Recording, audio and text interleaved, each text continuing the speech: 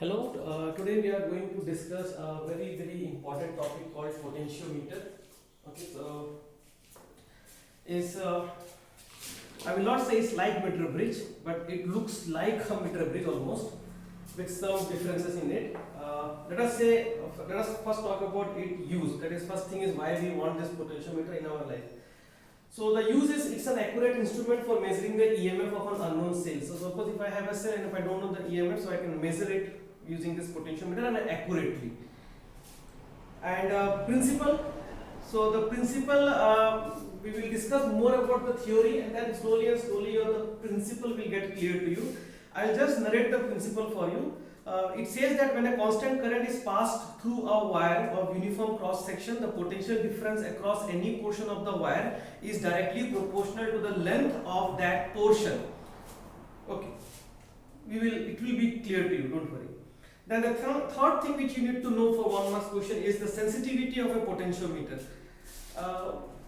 That will also be clear to you as we proceed, but I will just narrate it again. Smaller the potential gradient, greater will be sensitivity. Okay. So let's right away start doing this potentiometer, and because of when I start the theory, then only it will be slowly it will be getting clear to you. We use potentiometer to understand to use in two applications. First application is to find the unknown EMF, and second application is to find the internal resistance of a cell. These are the two prescribed applications given by ISC, and we will stick to these two only. So we will first use this concept to find the unknown EMF. Now let me introduce to you the value the way it looks like, the potentiometer. So the potentiometer also has a board like this, wooden board, and the length of the meter, the length of the wire which we use, the resistive wire which we use on the board, may vary from anywhere from 50 centimeter to 500 centimeter also. There is no hard and fast rule like meter bridge. Of course, there is no hard and fast rule in meter bridge also that it has to be 100 centimeter. Here also, there is no hard and fast rule. Whatever length you can wish to have, but commercially available potentiometer can go from 50 centimeter to 500 centimeters. Now 500 centimeter, 5 meters is very long. So what do? They start making a fold like this. Okay. So 1, 2, 3, 4, 5. So 100 centimeter, 100 centimeter, 100 centimeter, 100 centimeter, 100 centimeter. So it looks like this. But we don't draw in actual life like this. Even if it is 500 centimeter, we will say somewhere that is 500 centimeter. But for our own happiness, we will only draw one straight wire from here to here. Okay? And we call that this is my potentiometer wire arranged on a wooden board. Now from this, there is one which goes here. This is our primary EMF, the one which drives the entire circuit. That is called this as E, which I am calling as primary EMF. And then we have a rheostat over here to control the current so that we get a desired deflection which lies well within the wire. So this is my rheostat. This you have to adjust in the beginning so that you get a deflection in between somewhere the two ends, A and B. And from here, from this junction we take one more, and then here we attach a EMF over here. Now this can be a known EMF, this can be a known EMF. So this is where we put our EMF. So if I exclude this part is called my primary circuit, and when I include this one, so let us say this EMF has an internal resistance of R and has an EMF of E, and from here this jockey comes over here. This is where the jockey starts with the galvanometer over here, and then we look for a null point, zero deflection point. So this part is my secondary circuit and this part is my primary circuit. Remember, primary circuit has a bigger value of EMF, secondary has unknown value or smaller value of EMF. This primary EMF must be more than this one. This has to be more than this one, whatever we are using. And the plus terminal must be at the common point. Don't flip it. If you flip it, gone. You cannot do the practical of potentiometer. The plus here and the plus here should be at the same side. Now what exactly happens here? In order to understand this, let's go forward here. Now since this has a bigger EMF over here, so So let us say it sends a current from the cell. So the current is coming out from the cell. So it meets a junction over here and it splits. One goes in that direction, other goes in this direction. So this goes over here. So it's going in this direction. This current flows through the battery, passes through the galvanometer. Galvanometer shows a deflection, passes through it, combines here with this, and then it again becomes 2 over here. Okay? So this is 1, and then 1 is coming from this side, so it becomes 2. Now what happens in a balanced condition? So long it shows deflection, that means that it is not balanced. So when you start moving from one point to another, at one point you get a balanced condition. Now when you have a balanced condition, let us say that I obtained a balanced condition at a length of L. So when I obtained a balanced condition over a length of L, what does it mean? It means no current is flowing through the galvanometer. If no current is flowing through the galvanometer, this galvanometer was getting the current from this side. If this galvanometer is getting the current from this side, so at the balanced condition, this current is not flowing, means it is not getting the current. So this current it is not getting. That means this current is not splitting, and if it is not splitting, it entirely goes inside. Correct? So what has happened suddenly? Suddenly what has happened is, in the balanced condition, you are not letting any current to flow. That means if I consider this point as C and this point as C, that these 2 points are at the same potential, then only no current will flow. Potential at this point must be same. And if I consider this point as A, then this point must be also equal to A. You take this point or this point anywhere. Okay?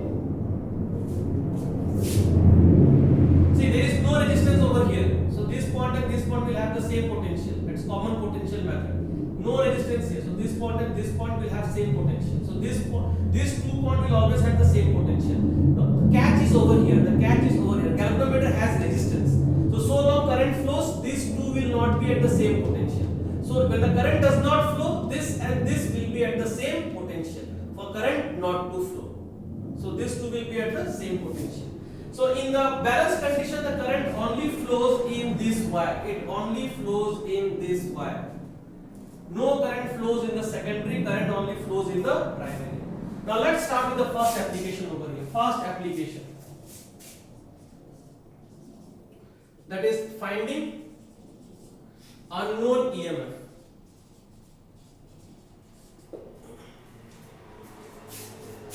So before we find the unknown EMF, we have a step A. Step A is called calibration. It is not mentioned in the book, but learn it like it's more detailed. It's called calibration. So what we do for calibration? For calibration, we take a known EMF, whose value is known to me, and we look for a balanced condition. Let us say I obtain the balanced condition over a length of L. So what will I get?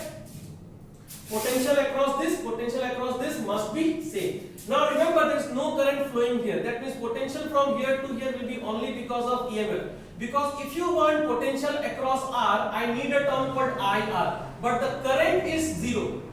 See, for an internal resistance, potential drop has to be IR. But if the current is 0, that means there is no potential drop across the internal resistance. So from here to here, the only EMF I have is, or the only potential I have is E. Okay? So this is my E, K, known. And this potential must be equal to this potential. So if the current is I, it is flowing in this circuit. Let us say that is equal to I times of RL. And what is RL? RL is the resistance of this much of wire. This RL is the resistance of this much amount of wire of length L. That means I can write RL as this, rho L by A. So if I modify this, my equation will be rho L by A. Call this as equation 1. So with the known EMF, I check the balance condition and I got this. Then what will happen? I will replace this EMF, I will remove this battery and I will bring an unknown EMF EU. So what is my EU? EU is my unknown EMF. And let us say now I get a different balance condition at L dash. Just slightly change this over here and make this as L dash and call this as C dash and C dash. So what is the potential difference now? The potential difference across this must be again equal to across this. Again in the balance condition no current is flowing. So if no current is flowing, that means the potential drop across the internal resistance will be 0 because the I is not there for the resistance. For the resistance to get a potential drop. So the only EMF available is the EMF because of EU. So with EU, let us say EU is equal to I times of RL dash. Okay? Not dash over here. RL dash. And what is RL dash? RL dash is the resistance of a length of L dash. And that is equal to rho L dash by A. So if I change this, I will get I rho L dash by A. And this is my equation 1. So let me call this as equation 2. And now you divide 1 divided by 2 or 2 divided by 1. 2 divided by 1. So if it is 2 divided by 1, I will get EU by EK equals to unknown by known equals to I rho L dash by A divided by I rho L by A. And I rho A will get cancelled out and you are left with L dash by L. So I got the working formula. The working formula is EU unknown by E known is equal to balancing length for the unknown and balancing length for the known.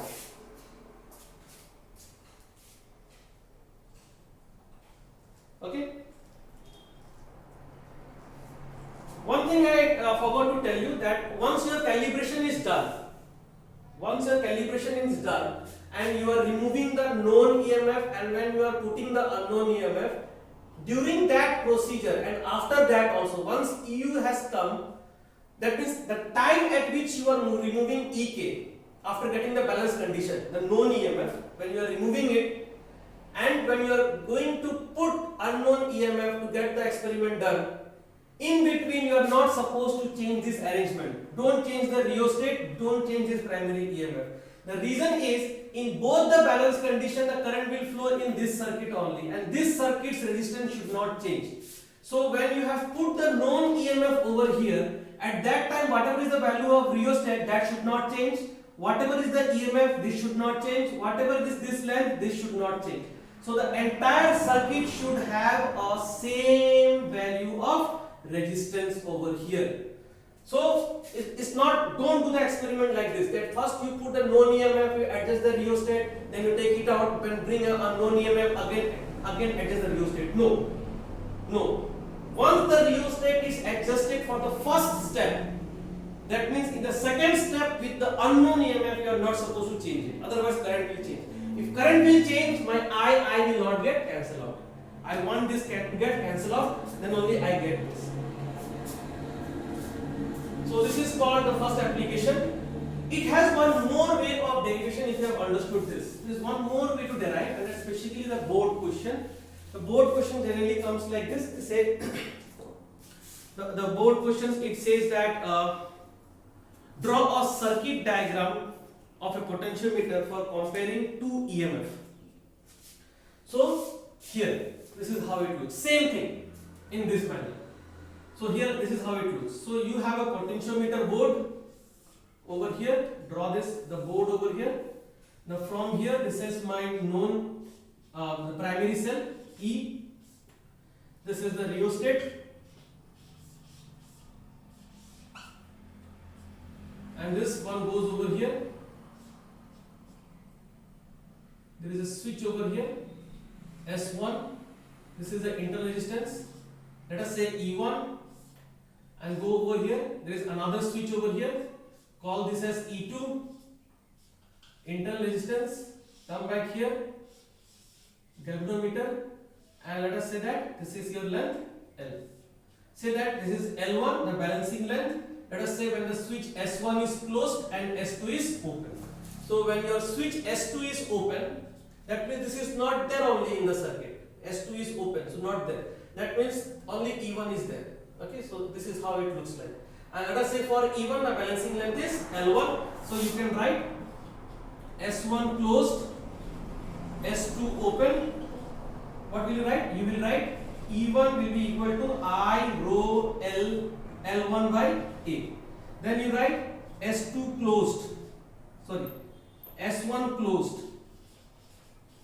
S1 closed, S2 open. Sorry. S2 closed and S1 open. So when you open this one, let us say you close the S2, that means this one is not there. And you have got this. That means basically what you are doing, you are replacing E1 with E2.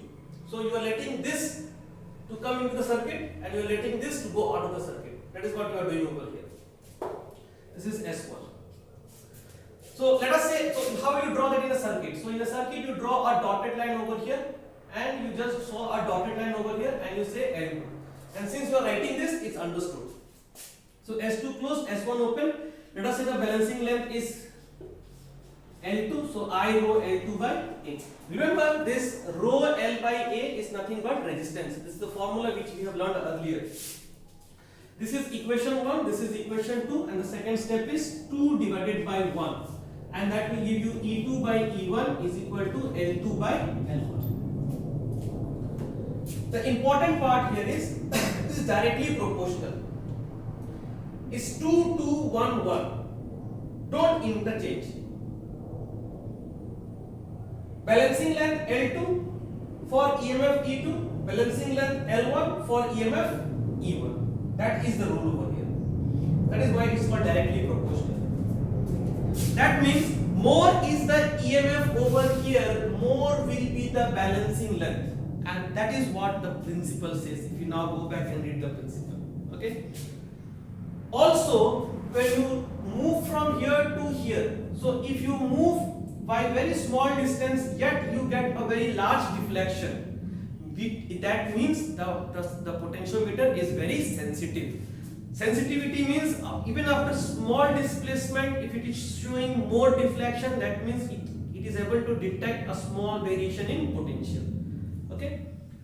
So that is the whole approach of potentiometer. First application. I will make another video on second application, that is finding the internal resistance. Thank you for watching.